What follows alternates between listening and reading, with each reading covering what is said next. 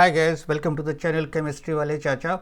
So today in this part 5th of the series The Structure of Atom, we are going to discuss two topics: dual nature of matter, concept given by de Broglie, and Heisenberg's uncertainty principle. And as always, we are going to walk through all NCERT examples and the exercise and questions. So let's start. So this dual nature of matter concept, this was proposed by de Broglie in 1924. So it says that matter, like radiation, also exhibits dual nature, wave nature as well as particle nature. इससे पहले वाले chapters में आपने पढ़ा था कि जो electromagnetic radiations हैं उनका ड्यूअल नेचर है. कुछ एक्सपेरिमेंट में, for example light is an example of electromagnetic radiation.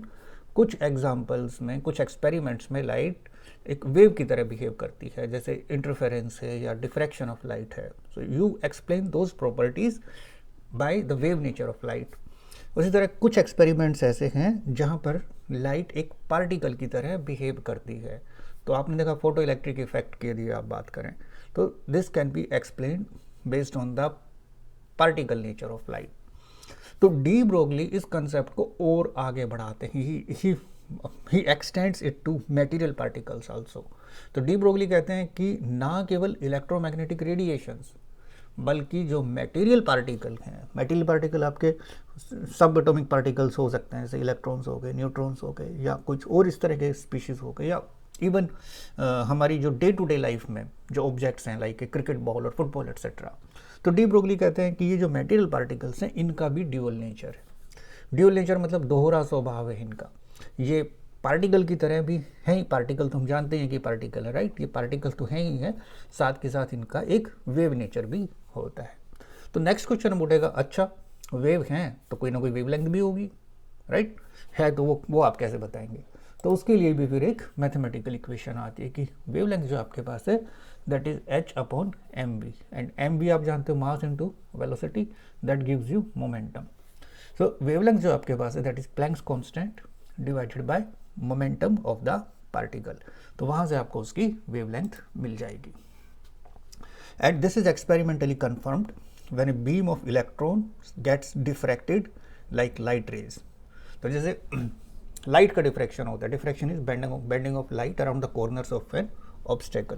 तो वैसे ही जैसे लाइट रेज का डिफ्रैक्शन होता है, वैसे ही इलेक्ट्रॉन की बीम्स यदि कहीं पर आ रही है तो वो भी डिफ्रैक्ट होती हैं. तो इस तरह के एक्सपेरिमेंट से जो डी ब्रोगली जो कहते हैं कि इलेक्ट्रॉन्स का वेव नेचर भी होता है, ये बात एक्सपेरिमेंटली प्रूव्ड होती है.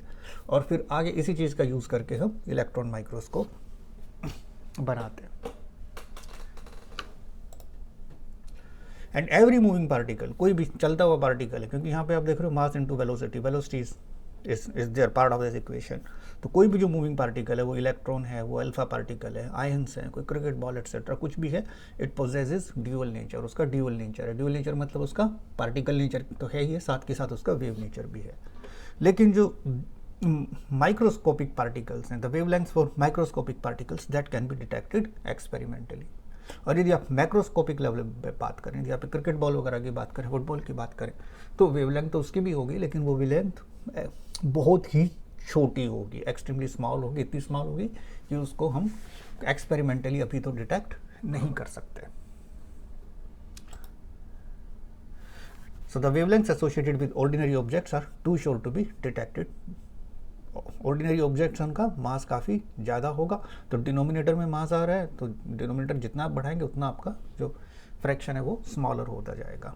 तो ऑर्डिनरी ऑब्जेक्ट्स के लिए उनकी वेवलेंथ काफ़ी छोटी है, that is too short to be detected experimentally.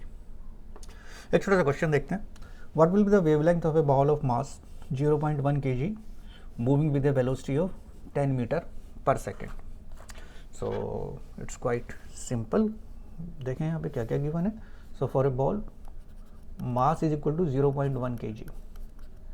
0.1 kg means that is 10 raised to the power minus 1 kg.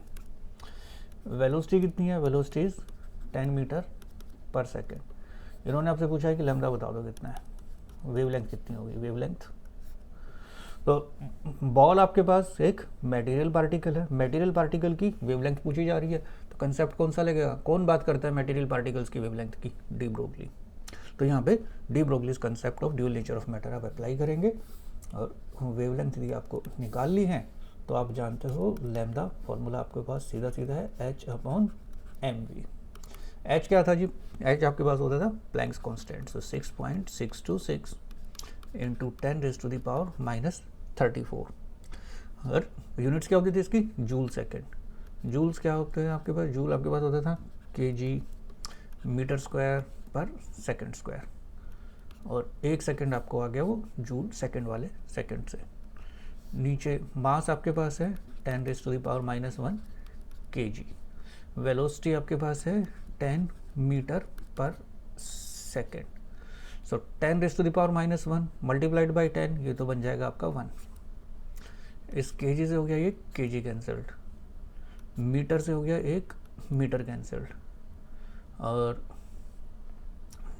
(2) into (1) ये बनेगा (2) ये इस नीचे वाले (2) से कैंसिल आउट हो गया। सो 6.626 इंटू 10⁻⁻34 मीटर। देख रहे हैं आप, तो जब एक बॉल की यदि आप बात कर रहे हैं जिसका मास 0.1 kg, that is just 100 grams, तो उसकी जो वेवलेंथ है वो 10⁻⁻34 मीटर्स में चली गई। अब यदि आप देखते हो कि न्यूक्लियस का साइज़ कितना है, न्यूक्लियस का साइज़ जो आपके पास रफली होता है 10⁻⁻15 मीटर्स की रेंज में होता है। तो वो न्यूक्लियस के अंदर भी कोई न्यूक्लियस हो, हमारे लेवल के कंपैरिजन में जो न्यूक्लियस का साइज़ है, तो न्यूक्लियस के साइज़ के कंपैरिजन में उसके अंदर भी यदि कोई न्यूक्लियस हो तो उससे भी छोटी ये वेवलेंथ निकल के आती है। तो ऑर्डिनरी ऑब्जेक्ट्स के केस में de Broglie wavelength is extremely small, too small to be detected experimentally.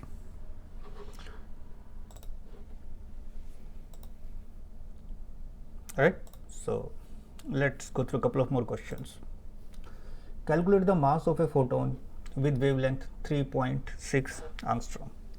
So for a photon, इस बार बात हो रही है एक फोटोन की, और फोटोन आपने पढ़ा था, photon is particle of light.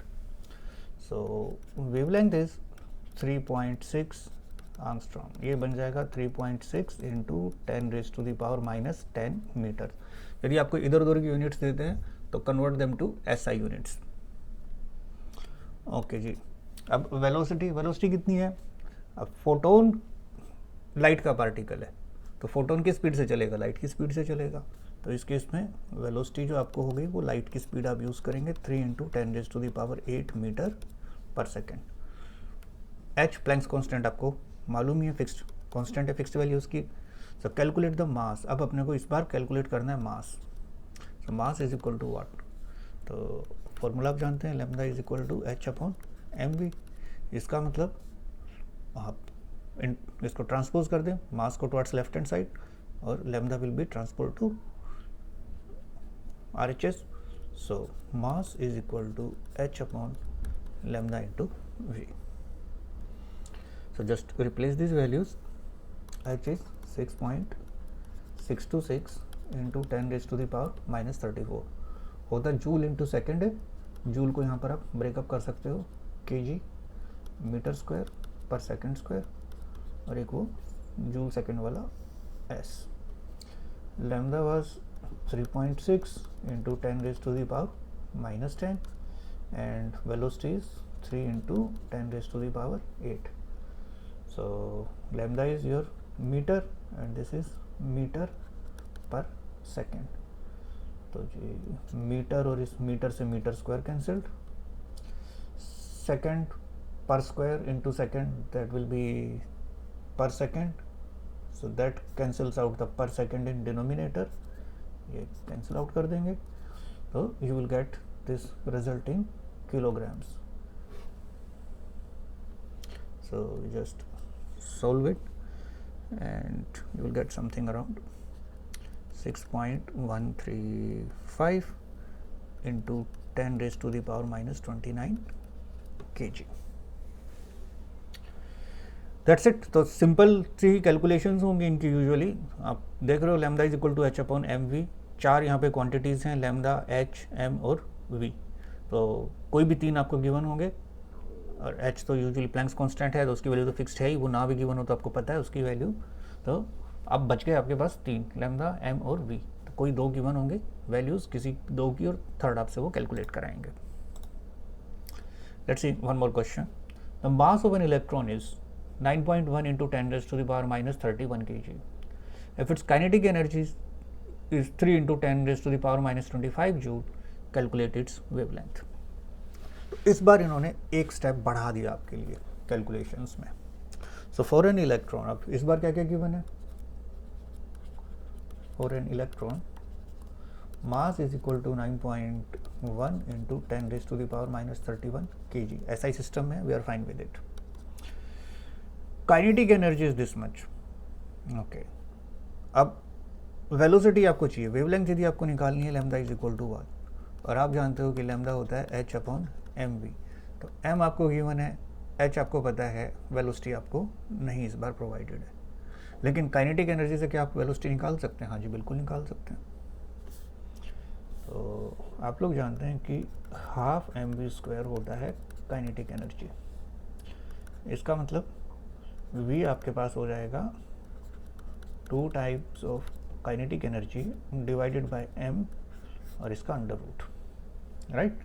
ये यहाँ पे हाफ है, उधर जाएगा तो मल्टीप्लिकेशन में चला गया। m यहाँ पर मल्टीप्लिकेशन में इस तरफ भेजोगे तो डिवीजन में आ जाएगा, और स्क्वायर जो है वो अंडर रूट बन जाएगा।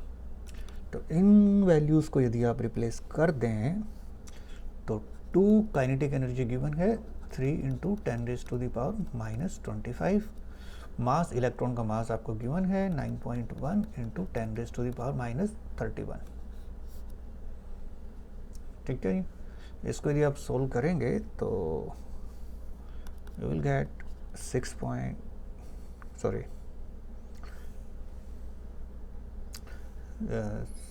3 2 जा 6, I can write it as 6 multi 6.0 times 10 raised to the power minus 25 by 9.1 into 10 raised to the power minus 31, और इसका यहाँ पर स्क्वायर रूट। तो इसको मैं थोड़ा सा और स्प्लिट कर सकता हूँ। इस माइनस 31 को आप ऊपर लेके जाएंगे, सो 10 raised to the power minus 25 plus 31 होगा, so that will be 6 into 10 raised to the power 6 by 9.1. I can write it as 600 into 10 raised to the power 4 by 9.1. इसको मैं 60 भी बना सकता था, लेकिन वो 10 की पावर 5 बन जाते हैं। वहाँ पे 10 की पावर यदि मैं 4 रखूँगा तो उसका रूट लेते टाइम ईजी रहेगा। Just simple calculation techniques. So now once you solve it you will get this result as 811.97 meter per second, और around 812 metre per second. Okay, velocity पता चल गई। तो अब तो lambda is equal to h upon m v है। You have all these values. So h is Planck's constant 6.626, 10 raised to the power minus 34। Mass electron का 9.1 into 10 raised to the power minus 31 kg given है। Velocity आपने ऊपर find out की है 812 metre per second, और units यहाँ पे joule second है। So joule will be your kg metre square per second square and this second. So this solves out to per second, cancels out by this per second. This kg get cancelled by this kg. This meter cancels one of the meter here. So the result of this final calculation will have the units as meter. और जब आप इसको solve करेंगे तो ये आपके पास आएगा around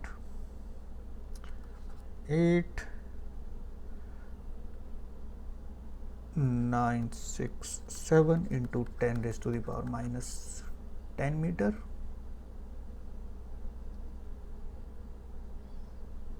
That will be around 896.7 nanometre.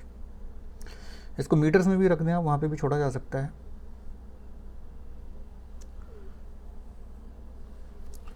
सो इस बार के इस क्वेश्चन में इन्होंने क्या किया, आपको वेलोसिटी ना प्रोवाइड करके काइनेटिक एनर्जी दे दी गई, और आप लोग जानते हैं कि काइनेटिक एनर्जी हाफ mv² है, तो वहाँ से आप वेलोसिटी फाइंड आउट कर सकते हैं as square root of 2 times kinetic energy divided by mass. और उस वेलोसिटी की वैल्यू को आपने, जो आपका ओरिजिनल फार्मूला है lambda is equal to h upon mv, वहाँ पर रिप्लेस किया and you get the wavelength of this electron. Okay, ये थोड़ा सा थ्योरेटिकल सा क्वेश्चन है। Show that the circumference of Bohr orbit for the hydrogen atom is an integral multiple of the de Broglie wavelength associated with the electron revolving around the orbit। तो अब यहाँ पर दो चीज़ें देखने में आ रही हैं अलग अलग, कि बोहर कहते हैं कि ये न्यूक्लियस है, न्यूक्लियस के आसपास ये कोई ऑर्बिट है और इस ऑर्बिट में इलेक्ट्रॉन घूमने लग रहे हैं। तो इस ऑर्बिट में यदि इलेक्ट्रॉन घूमेगा तो इसका कुछ ना कुछ सर्कमफेरेंस होगा, और आप जानते हो कि यदि इसकी रेडियस r है तो for a radius r circumference is equal to 2 pi r। ठीक है, यहाँ तक कोई गड़बड़ नहीं। ये तो बोहर वाली बात हो गई कि इलेक्ट्रॉन यदि इस ऑर्बिट में घूम रहा है तो उसका कुछ सर्कमफेरेंस होगा ऑर्बिट का, दैट इज 2 पाई r। लेकिन डी ब्रोगली कहते हैं कि नहीं, वो सिर्फ पार्टिकल नेचर नहीं, उसकी वेव नेचर भी है। वेव नेचर भी है तो उस इलेक्ट्रॉन की कोई ना कोई, इलेक्ट्रॉन ऐसे वेव की तरह चल रहा है, सपोज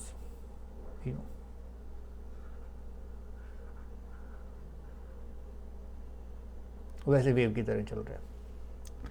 तो एक जो वेवलेंथ के बराबर का डिस्टेंस है, एक वेवलेंथ कितना हो गया, से यहाँ से लेके यहाँ तक का जो डिस्टेंस है दैट इज़ योर 1 वेवलेंथ के बराबर। इसी तरह फिर नेक्स्ट वेव बनी तो उसका कुछ ना कुछ डिस्टेंस वो ट्रेवल करेगा नेक्स्ट वेव साइकिल में, अगेन 1 लैम्डा के बराबर।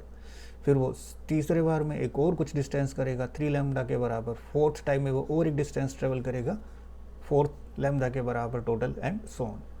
तो ये जो आपके पास 2 पाई r डिस्टेंस है, this 2 pi r distance should be equal to n times of lambda, जो कि n यहाँ पर कोई भी इंटीजर हो सकता है। n आपके पास एनी इंटीजर है। सो इंटीजर्स आप जानते हो राइट, 1 2 3 4 ऐसे कुछ भी पॉजिटिव इंटीजर्स यहाँ पे चलेंगे। तो इसका मतलब कि ये जो ऑर्बिट का सर्कमफेरेंस है, ये जो टोटल डिस्टेंस है, वो वेव नेचर के हिसाब से n इंटू लैम्डा होना चाहिए।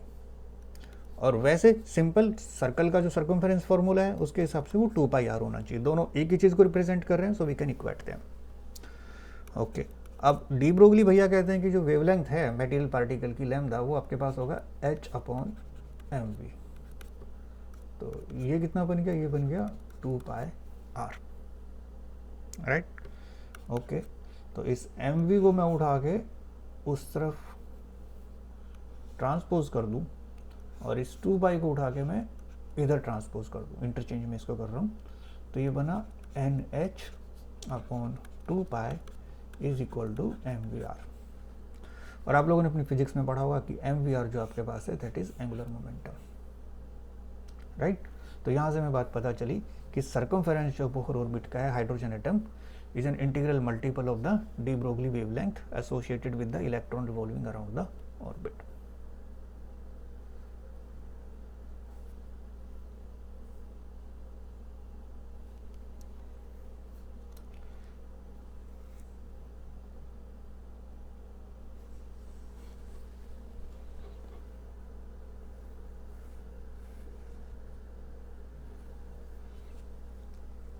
मैंने उल्टा प्रूव कर दिया, हमें उल्टा दिखाना है that circumference of the Bohr's orbit is an integral multiple of the de Broglie wavelength. तो हमें रिवर्स ऑर्डर में चलना पड़ेगा, सॉरी ये मैंने उल्टा लिख दिया। तो हम बोहर्स क्वांटाइजेशन से चल सकते हैं, वहाँ पर हमने पढ़ा था कि जो एंगुलर मोमेंटम है, बोहर भैया कहते हैं कि angular momentum is equal to NH upon 2 pi होता है, integral multiple of H upon 2 pi होता है। This was one of the postulates of Bohr's atomic model. तो अब यहाँ से इसको उठा के आप अगेन इनको इंटरचेंज कर सकते हैं। mv आप दूसरी जगह भेज दें, 2 पाई आप इधर लेके आ जाएं, तो 2 पाई को आप लेफ्ट हैंड साइड में भेज सकते हैं, mv को आप नीचे की तरफ लेके आ सकते हैं इधर। So 2 pi r is equal to NH upon mv और h upon mv was de Broglie wavelength. So 2 pi r is equal to n times of lambda. तो जैसे भी आपसे पूछा जाए क्वेश्चन, आप दोनों तरह से इसका जवाब दे सकते हैं. यदि आपसे कहा जाए कि शो करो कि सर्कमफेरेंस जो है वो integral multiple of de Broglie wavelength का है, तो आप इस तरह से कर दें इसको. और यदि यूँ कहा जाए कि नहीं प्रूव करो कि एम वी आर जो है वो एन एच अपॉन 2 पाई है, तो आप इस तरीके से कर सकते हैं. तो एक ही चीज़ को दो अलग अलग एंगल से पूछा जा सकता है. In this case the question ask you to show that the circumference of Bohr orbit for hydrogen atom is an integral multiple of de Broglie wavelength. So we will go with this approach, this one. और यदि कहा जाए कि prove करो कि जो angular momentum है वो एन एच अपॉन 2 पाई है, तो उस केस में आप ये वाला तरीका यूज़ कर सकते हैं. तो सेम ही स्टेप्स हैं, एक पे वो फ्रॉम इन वन डायरेक्शन चल रहे हैं, दूसरे में आप अपोजिट डायरेक्शन चल रहे हैं. तो इन्हीं स्टेप्स का यूज़ करके आप दो अलग अलग चीज़ें प्रूव कर सकते हैं. सो one more question. Dual behavior of matter proposed by de Broglie led to the discovery of electron microscope. ठीक है, अभी बात हमने पीछे पढ़ी थी कि इलेक्ट्रॉन का वेव नेचर है और लाइट वेव्स की तरह इलेक्ट्रॉन्स भी वो भी रिफ्रैक्ट होते हैं. तो इसका यूज़ करके हमने इलेक्ट्रॉन माइक्रोस्कोप बनाया. So that can be use for highly magnified images of biological molecules and other type of material. So if the velocity of the electron in this microscope is 1.6 into 10 raised to the power 6 meter per second, calculate de Broglie wavelength associated with this electron. तो electron की बात हो रही है, तो अब इन्होंने मास नहीं दे रखा, राइट. अब होता क्या है यहाँ पे कि इलेक्ट्रॉन मटेरियल पार्टिकल है, डी ब्रोगली वेवलेंथ निकाल ली है. डी ब्रोगली वेवलेंथ आप जानते हो h अपॉन एम वी है. h प्लैंक्स कांस्टेंट है, इसलिए वैल्यू नहीं दे रखी है आपको. v प्रोवाइडेड है, दिस इज v वेलोसिटी. और मास ऑफ इलेक्ट्रॉन अब तक आपको रट गया होगा 9.1 into 10 raise to the power minus 31 kg होता है. h प्लैंक्स कांस्टेंट है, 6.626 into 10 raise to the power minus 34 joule second होता है. तो h आपको पता है, m आपको पता है, v आपको प्रोवाइडेड है, लैम्डा आप निकाल सकते हो. So lambda is equal to h upon m v 6.626 into 10 raise to the power minus 34 joule second divided by mass is 9.1 into 10 raised to the power minus 31 kg and velocity कितनी given है 1.6 into 10 raised to the power 6 metre per second. ठीक, इस चीज़ को हमने वहाँ पे पीछे कई बार करके देखा है कि जूल को आप लिख सकते हो कैसे, kg metre square per second square. तो kg से ये kg उड़ जाएगा आपका, मीटर स्क्वायर है ऊपर, नीचे एक मीटर है तो सिर्फ एक मीटर बचेगा, एंड सेकेंड पर स्क्वायर और ये जस्ट सेकेंड की पावर 1. इसको आप देखेंगे तो ये बनेगा second raise to the power minus 1. Denominator में आपके पास एक second raise to the power minus 1 है, वो इसको कैंसिल आउट कर देगा. तो आपको इस कैलकुलेशन की जो यूनिट मिलेगी वो सिर्फ क्या रहेगी, मीटर. और वेवलेंथ है तो ऐसा यूनिट उसकी मीटर में ही आएगी. तो कोई हैरानी वाली बात उसमें है नहीं. And once you solve this, so you will get something around 4.55 into 10 raised to the power minus 10 meter. So this will be your answer. ऐसी बिल्कुल इसी तरह से सिमिलर टू इलेक्ट्रॉन डिफ्रैक्शन, ऐसा ही क्वेश्चन इसी पर बेस्ड है. Neutron diffraction microscope is also used for the determination of the structure of molecules. So if the wavelength used here is 800 picometre, calculate the characteristic velocity associated with the neutron. तो इस बार यहाँ पर आपको wavelength given है, this is lambda. Lambda is equal to 800 picometre. पहला काम क्या आपको करना है, वो आपको पिकोमीटर, नैनोमीटर या आंगस्ट्रॉम जैसे कोई भी यूनिट्स कहें, convert it to SI unit, that is metres. तो उसको मीटर्स में आप कन्वर्ट करें. 800 पिको आप लोग जानते हैं 10 raise to the power minus 12 को बोलते हैं. So pico will be 10 raise to the power minus 12 metre. This is your 8 into 10 raise to the power minus 10 metre. क्योंकि 100 यहाँ पर है, 10 raise to the power minus 12 यहाँ पर है, पावर सॉल्व करेंगे 10 raise to the power minus 10 metre ये बन जाएगा. ओके, अब क्योंकि न्यूट्रॉन है तो मास ऑफ न्यूट्रॉन, अब ये इलेक्ट्रॉन प्रोटॉन न्यूट्रॉन के मास अपने को पता होनी चाहिए. Electron 9.1 into 10 raise to the power minus 31 kg है, न्यूट्रॉन 1.675 इंटू 10⁻⁻27 kg है। एक इलेक्ट्रॉन एक प्रोटॉन या न्यूट्रॉन से ऑलमोस्ट 1800 टाइम्स हल्का लाइटर होता है। तो वहाँ पर जो पावर आपको दिख रही है -31 kg, यहाँ पे -27 kg। ओके जी, अब फाइंड आउट क्या करना है, you have to find out the velocity. तो आप जानते हैं lambda is equal to h/mv था, इसका मतलब वेलोसिटी आपके पास हो जाएगी h/m into lambda. h is 6.626 into 10⁻⁻34 excuse me. Mass is 1.675 into 10⁻⁻27 and lambda is 8 into 10⁻⁻10।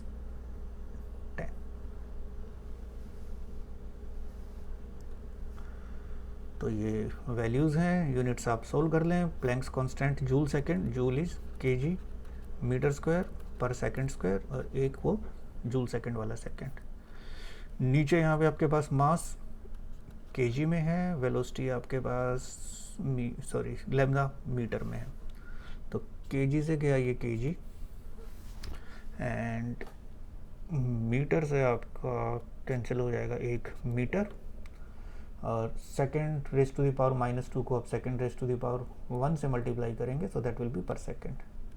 So the result of this calculation will be in metre per second, और आप velocity find out कर रहे हैं तो metre per second में ही आनी चाहिए।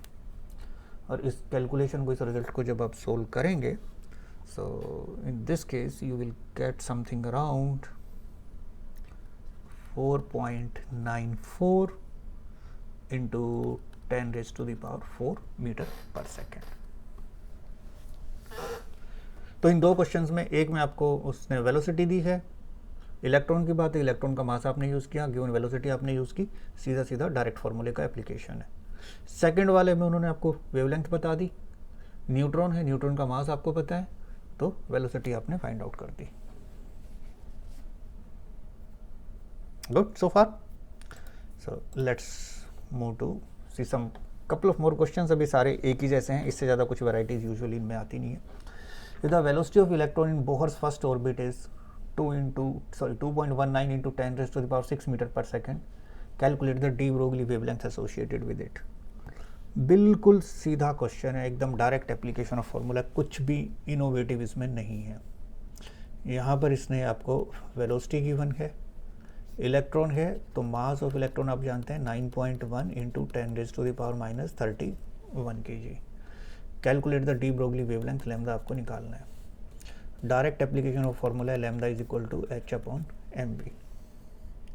कुछ भी इसमें जरा भी टेढ़ा मेढ़ा करके कुछ नहीं पूछा है, बस सिर्फ इलेक्ट्रॉन का मास आपको लेकिन याद होना चाहिए, वो यदि नहीं आता तो क्वेश्चन आपका गड़बड़ हो जाएगा।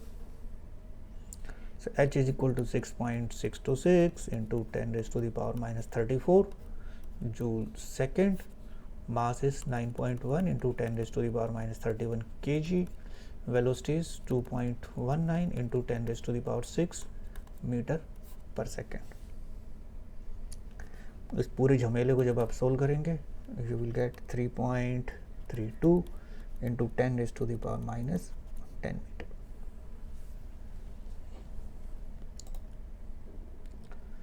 The velocity associated with a proton moving in a potential difference of 1000 volt is 4.37 into 10⁵ meter per second. If the hockey ball of mass 0.1 kilogram is moving with this velocity, calculate the wavelength associated with this velocity. Okay. ये proton की बात, और ये जो यहाँ तक का जो इन्होंने लिखा है शुरू में, मैच बॉल बच्चन बनती है, यहाँ तक की चीज़ आपकी किसी काम की नहीं।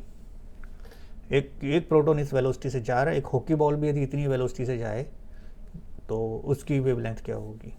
तो यहाँ पे हमारी जो काम की इंफॉर्मेशन है वो ये वेलोसिटी है v, एंड हॉकी बॉल का मास आपको दे रखा है 0.1 kg।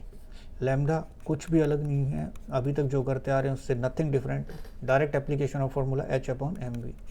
6.626 into 10⁻⁻34 joule second.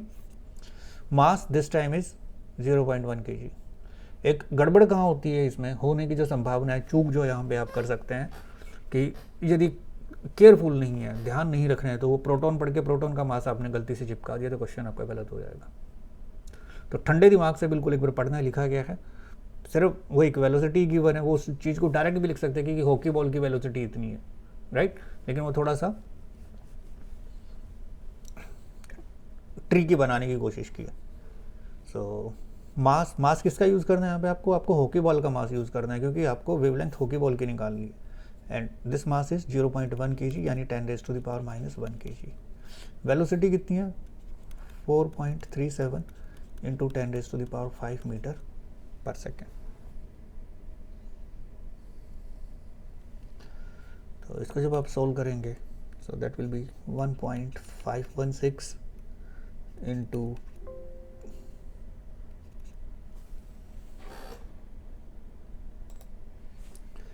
1.516 into 10⁻⁻28 metre. ये हमने पीछे बहुत बार सोल्व किया है कि जूल जो आपके पास है वो k g metre square per second square बन जाएगा, मल्टीप्लाइड बाय सेकंड, नीचे डिनोमिनेटर में केजी और मीटर पर सेकंड है, तो वो यूनिट्स को आप सोल्व करेंगे, so you will get it in metre. तो ये पीछे वाले क्वेश्चन में हमने 4-5 बार करके देखा है, so I don't want to waste much of your time. But मोटा मोटा यहाँ तक ये समझ में आता है अपने को हिसाब किताब कि बड़े सिमिलर से सारे क्वेश्चंस हैं। कोई पार्टिकल है, उसका मास आपको गिवन है, वेलोसिटी गिवन है, तो वेवलेंथ बता दो, वेवलेंथ गिवन है, मास गिवन है, तो वेलोसिटी बता दो। वही 3 चीज़ें हैं, एच तो प्लैंक्स कांस्टेंट है ही, तो 3 में से कोई भी 2 वैल्यूज आपको देके थर्ड वो कैलकुलेट करा देंगे। इससे ज़्यादा उसमें यूजुअली कुछ पूछते नहीं है। नेक्स्ट कंसेप्ट जो है दैट इज हेजनबर्ग्स अनसर्टेनिटी प्रिंसिपल, 1927 में निकल के आया है। तो ये कहता है कि it states that it's impossible to determine simultaneously the exact position and exact momentum, और momentum is mass into velocity. So mass usually इन पर तो फिक्स्ड ही है, वेलोसिटी ऑफ एन इलेक्ट्रॉन, मतलब यदि आपके पास कोई इलेक्ट्रॉन या इस तरह का कोई सब एटॉमिक पार्टिकल है, तो हेजनबर्ग कहते हैं कि एट द सेम टाइम, एक ही समय में आप एग्जैक्टली उसकी पोजीशन और उसकी वेलोसिटी एक साथ नहीं बता सकते, दोनों को एक साथ आप कैलकुलेट नहीं कर सकते, उसमें कुछ ना कुछ जो है वो अनसर्टेनिटी रहेगी। It's impossible to determine simultaneously both of them at the same time, right. तो समझते हैं ऐसा क्यों है। और मैथमेटिकल फॉर्मूला कि यदि पोजीशन में जो अनसर्टेनिटी है उसको आपने कह दिया कि ये डेल्टा एक्स है, राइट, एक्स आप डिस्प्लेसमेंट के लिए यूज़ कर रहे हो, सो डेल्टा मतलब चेंज। तो जो भी पोजीशन में अनसर्टेनिटी है उसको आपने डेल्टा एक्स से रिप्रेजेंट किया, और मोमेंटम जो आपने है उसको आपने ऐसे डेल्टा एम इंटू वी। अब मास तो आपका जो है वो कांस्टेंट ही है, so m into delta v basically, जिसको आपने बोल दिया। और किसी एक वेलोसिटी क्योंकि एक वेक्टर है, और वेक्टर का यदि आप किसी एक पर्टिकुलर एक्सिस पे कंपोनेंट लेना चाहें तो आप उसको एक्स वगैरह जो है वो बता सकते हैं। सो मैथमेटिकली हेजनबर्ग कहते हैं कि यदि जो प्रोडक्ट आपके पास आएगा इन दोनों अनसर्टेनिटीज का, uncertainty in position and uncertainty in momentum, that is greater than और इक्वल टू h/4 पाई, कि कम से कम h/4 पाई तो होगा ही होगा, इतनी अनसर्टेनिटी तो आपको उसमें मिलेगी ही मिलेगी, इससे ऊपर कितनी चली जाए, राइट। तो ये फॉर्मूला आप जो है यूजुअली मोमेंटम दें तो वो आप इस तरीके से h/4 पाई यूज़ करेंगे, और यदि वेलोसिटी गिवन है तो ये h/4 पाई m आएगा। And the effect of Heisenberg uncertainty principle is significant only for the motion of microscopic particles, जो छोटे पार्टिकल हैं, and that can be neglected for that of macroscopic objects। Macroscopic objects में cricket ball हो गई, आपके पास football हो गई, right, कोई उड़ता हुआ बर्ड हो गया, एरोप्लेन हो गया, चलती हुई कार हो गई टाइप, ये मैक्रोस्कोपिक ऑब्जेक्ट्स हैं, उनके लिए आप हेजनबर्ग अनसर्टेनिटी प्रिंसिपल को इग्नोर कर सकते हैं। अब इसके पीछे का कारण क्या है, तो आप देखिएगा हमें कोई भी चीज़ कब दिखाई देती है, जब वहाँ से लाइट रिफ्लेक्ट होकर हमारी आइज़ तक पहुँचती है। यही तरीका आपने छोटी क्लासों में पढ़ा है कि यदि आपको एक सपोज एक पेड़ दिखाई दे रहा है, तो वो पेड़ कैसे दिख रहा है कि यहाँ से सन से या बल्ब से कहीं से भी कोई लाइट आई, उस पेड़ से रिफ्लेक्ट हुई, और रिफ्लेक्ट होके वो आपकी आइज तक पहुंची। फिर वो पीछे आपने 10th की बायो वगैरह में पढ़ा होगा कि आपके पीछे रेटिना पे उसकी इमेज बनती है, न्यूरॉन्स हैं, और आपका ब्रेन उसको इंटरप्रेट करता है कि हाँ जी ये तो पेड़ है, ये तो ट्री है। तो हमारा किसी भी चीज़ को देखने का तरीका ये है कि लाइट आई, उस बॉडी से रिफ्लेक्ट हुई और हम तक पहुंची। अब ये हम हो सकते हैं, कोई भी डिटेक्टर हो सकता है, लाइट की जगह में कोई दूसरा इलेक्ट्रोमैग्नेटिक रेडिएशन हो सकता है, जैसे इंफ्रारेड कैमराज हैं तो वो इंफ्रारेड रेडिएशन डिटेक्ट करते हैं, रेडार है तो वो रेडियो वेव्स डिटेक्ट करता है एंड सो ऑन। लेकिन अंडरलाइंग कंसेप्ट इज सेम कि आप किसी भी चीज़ को ऑब्जर्व करते हो, डिटेक्ट करना चाहते हो, तो कोई रेडिएशन उसके ऊपर आएगा, उससे स्ट्राइक करेगा, रिफ्लेक्ट होकर आपके डिटेक्टर तक पहुंचेगा। अब इस चीज़ को हम एक इलेक्ट्रॉन के लेवल पे अप्लाई करते हैं। ये न्यूक्लियस है, न्यूक्लियस के पास ये एक इलेक्ट्रॉन अपने मस्ती में घूमने लग रहा है। यदि आप इस इलेक्ट्रॉन को ऑब्जर्व करना चाहते हैं तो कोई लाइट, कोई रेडिएशन इस पर टच स्ट्राइक करेगी, स्ट्राइक करके इससे वो रिफ्लेक्ट होगी, और रिफ्लेक्ट होके जो भी आप माइक्रोस्कोप यहाँ पे यूज़ करेंगे या जो भी डिटेक्टर आपका रहेगा उसमें से वो पास होके आपको पता चलेगा कि ये इलेक्ट्रॉन है। अब इसको थोड़ा सा बहुत ध्यान से समझिएगा, बहुत ही ध्यान से, कि यदि आपको उस इलेक्ट्रॉन की एग्जैक्ट पोजीशन चाहिए तो जब वो फोटोन उससे स्ट्राइक करेगा और रिफ्लेक्ट होके आएगा तो आपको उसकी एग्जैक्ट पोजीशन मिल जाएगी, बिल्कुल ठीक है। लेकिन उस फोटोन की कुछ ना कुछ एनर्जी थी, और जब वो उस इलेक्ट्रॉन को स्ट्राइक करेगा, हिट करेगा, तो अपनी एनर्जी का एक पार्ट उसको वो देगा। उस एनर्जी को गेन करके इस इलेक्ट्रॉन की वेलोसिटी गड़बड़ा जाएगी। ये बिल्कुल ऐसे है कि यदि एक साइकिल जा रही है और एक कार यदि उसको टक्कर मार दे, या कोई बाइक उसको एक टक्कर मार दे, तो हिट करते ही ड्यू टू दैट इम्पैक्ट उस कार की या स्कूटर की या बाइक की काइनेटिक एनर्जी का एक पार्ट उस साइकिल तक लगता है, और उस साइकिल की स्पीड एक्सीडेंट से पहले कुछ और थी, एक्सीडेंट के बाद कुछ और होगी। सिमिलरली ये फोटोन जब अपनी एनर्जी इस इलेक्ट्रॉन को देगा तो इस इलेक्ट्रॉन की वेलोसिटी चेंज हो जाएगी, और वेलोसिटी चेंज होते ही इसका मोमेंटम चेंज हो जाएगा।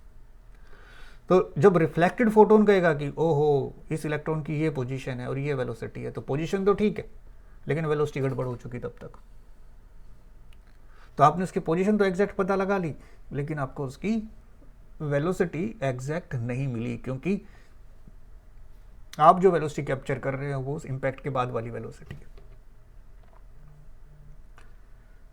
तो एग्जैक्ट पोजीशन यदि आपको मिलेगी तो एग्जैक्ट वेलोसिटी नहीं मिलेगी। एग्जैक्ट वेलोसिटी नहीं मिलेगी तो मोमेंटम, क्योंकि मास इनटू वेलोसिटी है तो एग्जैक्ट मोमेंटम नहीं मिलेगा। और यदि आपको एग्जैक्ट वेलोसिटी चाहिए तो आप उसकी एग्जैक्ट पोजीशन मिस कर जाएंगे। तो हेजनबर्ग कहते हैं कि साइमल्टेनियसली आप उसकी एग्जैक्ट पोजीशन और एग्जैक्ट मोमेंटम नहीं पता लगा सकते, नहीं डिटेक्ट कर सकते एक साथ। एक समय में आपको एक ही चीज एग्जैक्टली पता चलेगी। So it rules out the existence of definite orbits for electrons and other subatomic particles. क्यों? अब इसकी इंपॉर्टेंस क्या है? इसकी इंपॉर्टेंस ये है कि इससे पीछे जो बोहर भैया कह रहे थे कि इलेक्ट्रॉन ऐसे ऐसे घूम रहा है इस पाथ पे, हेजनबर्ग कहेगा कि ना, आप उसकी एग्जैक्ट वेलोसिटी और पोजीशन पता नहीं लगा सकते, तो आप ये कह ही नहीं सकते कि इलेक्ट्रॉन यहाँ पे घूम रहा है। आप कह सकते हो इलेक्ट्रॉन यहाँ पर हो सकता है, देयर इज ए प्रोबेबिलिटी कि इस जगह पे इलेक्ट्रॉन आपको मिल जाए किसी पॉइंट पे, लेकिन आप एग्जैक्ट ये नहीं कह सकते कि ये रहा इलेक्ट्रॉन यहाँ पर इस समय। So it rules out the existence of definite orbits of electrons and other subatomic particles. यहाँ पर हम जो पक्का लाइन खींच के बता देते हैं कि ये रही ऑर्बिट, यहाँ पे घूम रहा है इलेक्ट्रॉन, ऐसा नहीं होगा। एक प्रोबेबिलिटी पिक्चर निकल के आएगी कि हो सकता है वो इलेक्ट्रॉन यहाँ पे हो सकता है यहाँ पे हो, यहाँ पे हो, यहाँ पे हो, यहाँ पर, इधर कहीं कहीं पे भी हो सकता है वो electron. There is a probability of finding the electron in a region. There are no definite paths. तो ये जो कंसेप्ट है ये बोहर्स फिक्स्ड ऑर्बिट्स की या डेफिनेट ऑर्बिट्स की और पाथ्स की धज्जियां उड़ा देता है। चलिए जी, अब इस पर भी बेस्ड कुछ क्वेश्चंस वगैरह देख लेते हैं हल्के फुल्के से।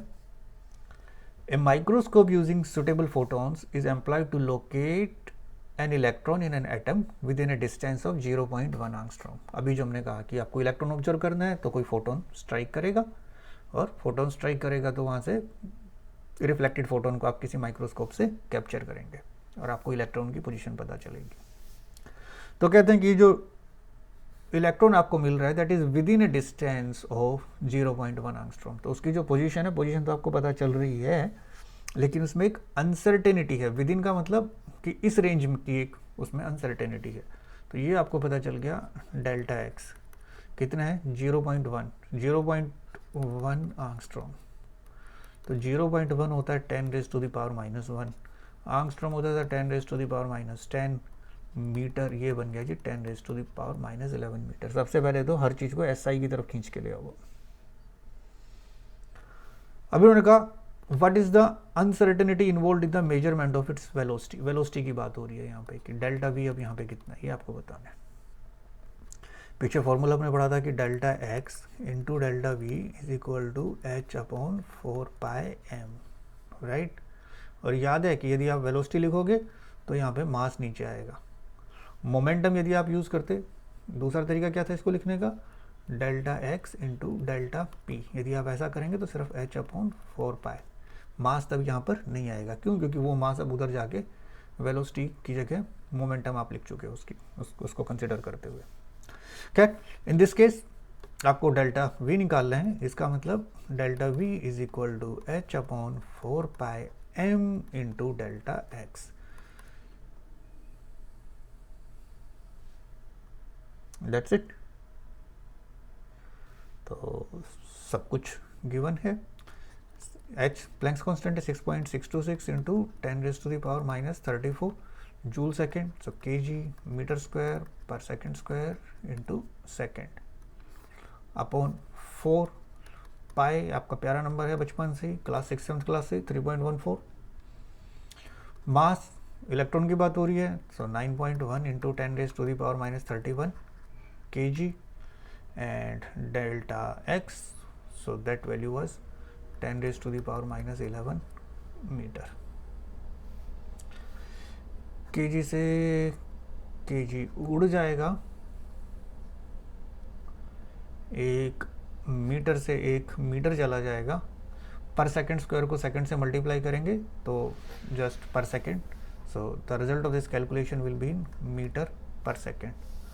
और इस वाले पोर्शन को जब आप सोल्व करेंगे तो आपको जो रिजल्ट मिलेगा that will be 5.79 into 10⁻6 metre per second. ठीक है, जरा फिर से देखिएगा।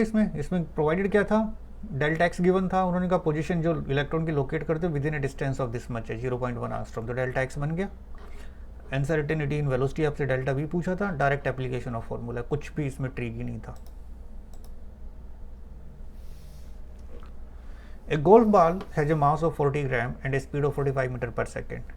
If the speed can be measured with an accuracy of 2%, calculate the uncertainty in the position. Okay, तो यहाँ पे इस बार आपको let's see कि क्या क्या डाटा प्रोवाइडेड है। तो एक golf for a golf ball, अक्सर आप अपने स्कूल एग्जाम्स में लिखें तो थोड़ा सा लिख दें, अच्छा लगता है टीचर्स को भी। फॉर ए गोल्फ बॉल की किसकी बात कर रहे हैं कि गोल्फ बॉल है, पेड़ उड़ रहा है, राइट, चिड़िया है, कबूतर है, क्या है क्या नहीं है। तो for a golf ball mass is equal to 40 gram. Gram को सबसे पहले उठा के कन्वर्ट कर दो किलोग्राम में, that is 4 into 10⁻⁻2 kg and a speed of 45 metre per second. The speed can be measured within accuracy of 2%। तो अब डेल्टा वी कैसे निकालोगे आप? डेल्टा वी जो ये तो आपको वेलोसिटी गिवन है, right, this is v and accuracy of 2%। So 2% of what? 2% of this 45 metre per second. तो डेल्टा वी जो यहाँ पे आपको मिलेगा, delta v will be 2% of 45 metre per second, that is 2/100 into 45, 90/100। So 0.9 या 9 into 10⁻⁻1 metre per second. ये आपकी uncertainty in velocity. Okay, तो डेल्टा एक्स कितना निकल के आएगा यहाँ पे? डायरेक्ट फॉर्मूला है, delta x is equal to h/4πm into delta v. यही थी ना हमारे पास मैथमेटिकल रिप्रेजेंटेशन कि delta x into delta v is equal to h/4πm। तो ये अपने को यहाँ से पता चल गया, कैलकुलेट किया हमने डेल्टा वी, मास गिवन था 40 ग्राम, h 4 और पाई ये तीनों कांस्टेंट हैं, तो डेल्टा एक्स अब आपको निकालना है। तो direct application of formula is equal to 6.626 into 10⁻⁻34 joule second. So joule will be your kg metre square per second square, और ये जूल सेकेंड वाला एक second, divided by 4, pi is 3.14, mass given था आपको 4 into 10⁻⁻2 kg, and what else was there? Delta V is 9 into 10⁻⁻1 metre per second. ये सारे पुराने खेल हैं, आपने खूब खेले हैं। यहाँ पे मीटर स्क्वायर है, नीचे एक मीटर है, तो मीटर⁻1 बच जाएगा सिर्फ, एंड ये वाला जो पोर्शन है ये पर सेकेंड को कैंसिल आउट कर देगा। So you will get the result in meter. So once you solve this calculation, you will get something around 1.46 into 10⁻⁻33 metre. तो जब आप मैक्रोस्कोपिक ऑब्जेक्ट्स की बात करेंगे, जैसे गोल्फ बॉल वगैरह होगी, क्रिकेट बॉल होगी, या कोई भी इस तरह की हमारी दुनिया की जो चीज़ें हैं जिनके मासेस ग्राम्स में, किलोग्राम्स वगैरह में टाइप में जाएंगे, तो उनके लिए ये अनसर्टेनिटी पोजीशंस वगैरह आप देखोगे बहुत स्मॉल है, ये बहुत छोटी है, क्योंकि न्यूक्लियस के एटम की न्यूक्लियस का जो साइज है वो 10⁻⁻15 मीटर्स में, तो ये उस न्यूक्लियस की भी कोई न्यूक्लियस है तो उससे भी छोटा ये साइज है।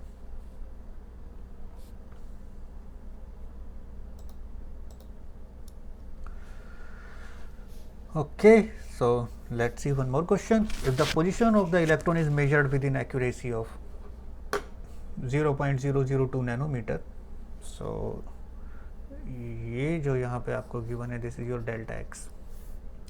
सो delta x is equal to 0.002 nanometre.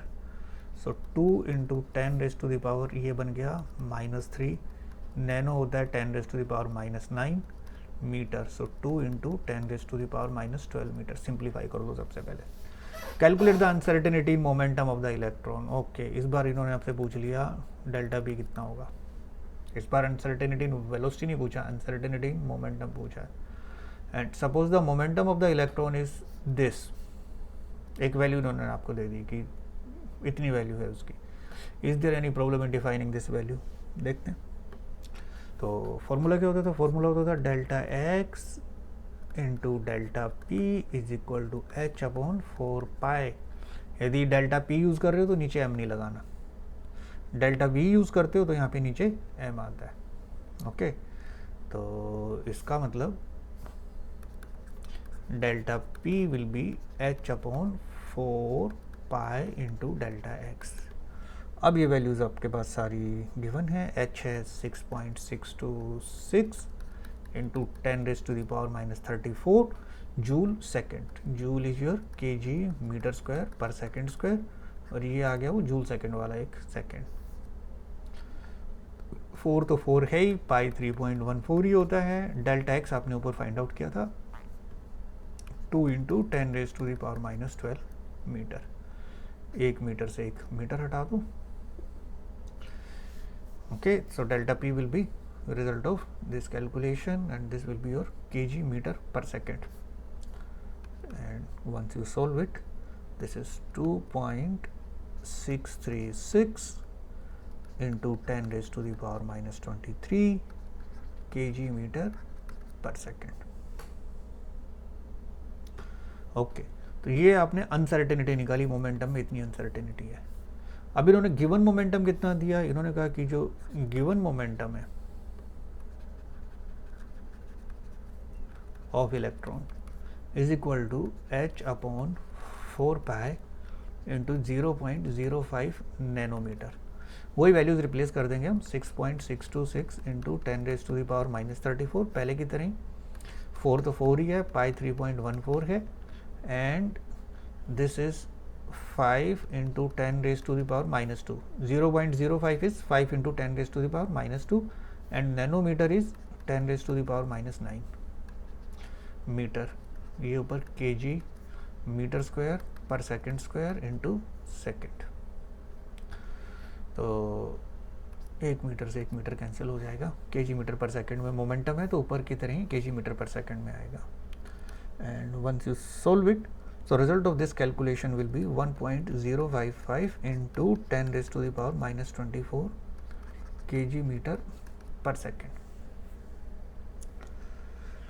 तो now the question says कि suppose the actual momentum is this, और इसको हमने सोल्व किया तो we get 1.055 into 10 raised to the power minus 24. So if the actual momentum is this, is there any problem in defining this value?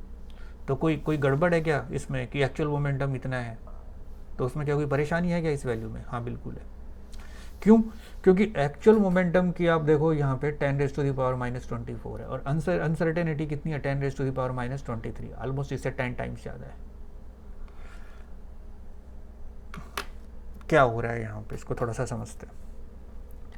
यदि मैं आपसे कहूँ कि आपको मार्केट से 1 लीटर दूध लेके आना है, तो 1 लीटर दूध में यदि आप कुछ एरर करें तो वो कितना एरर हो सकता है? आप उसमें suppose 1 litre is 1000 ml, right? तो 1000 ml यदि आप दूध लेके आ रहे हैं और आप घर लेके आते हैं तो हो सकता है उसको 999 ml आपको मिल जाए। एक ml आप कहीं लूज़ कर दो, कम आपसे मेजरमेंट में रह गया हो या गिर गया हो, रास्ते में छलक गया हो, कुछ भी हो गया, ज़्यादा हो गया होगा तो 1-2 ml ज़्यादा आ जाएगा। तो एरर जो आपके पास है, जो अनसर्टेनिटी है, वो एक्चुअल वैल्यू का कुछ % रहेगी। लेकिन मैं आपसे कहूँ कि आप 1 लीटर दूध लेके आ रहे हो और उसमें एरर आपसे 10 लीटर होगा, समझ रहे हैं आप? 10 टाइम ज़्यादा का आपने एरर कर दिया, एक्चुअल क्वांटिटी से 10 गुना ज़्यादा का आपने एरर कर दिया कि आपको 1 लीटर दूध लेके आना था और आप जो है 10 लीटर दूध लेके आ गए। तो वो किसी भी तरह से कोई सेंस नहीं बनती उस बात की कि एरर जो है वो एक्चुअल क्वांटिटी का ही कुछ % रहेगा और उससे स्मॉलर रहेगा हमेशा। तो एक्चुअल मोमेंटम तो 10 raise to the power minus 24 kg metre per second में जा रहा है और जो आपकी अनसर्टेनिटी है वो 10 raise to the power minus 23, मतलब उससे 10 टाइम्स ज़्यादा की अनसर्टेनिटी एक्चुअल वैल्यू से। So that makes no sense. So yes, there is definitely this problem in defining this value because the uncertainty cannot be more than the actual momentum.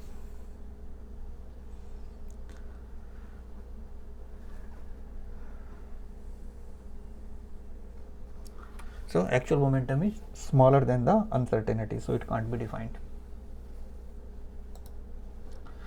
So this was a smaller topic. ये topic ये class हम यहीं पर wrap up करते हैं और इसका जो नेक्स्ट पार्ट होगा, 6th part, that is going to be quite crucial. उसमें हम बहुत सारी नई चीज़ें पढ़ेंगे।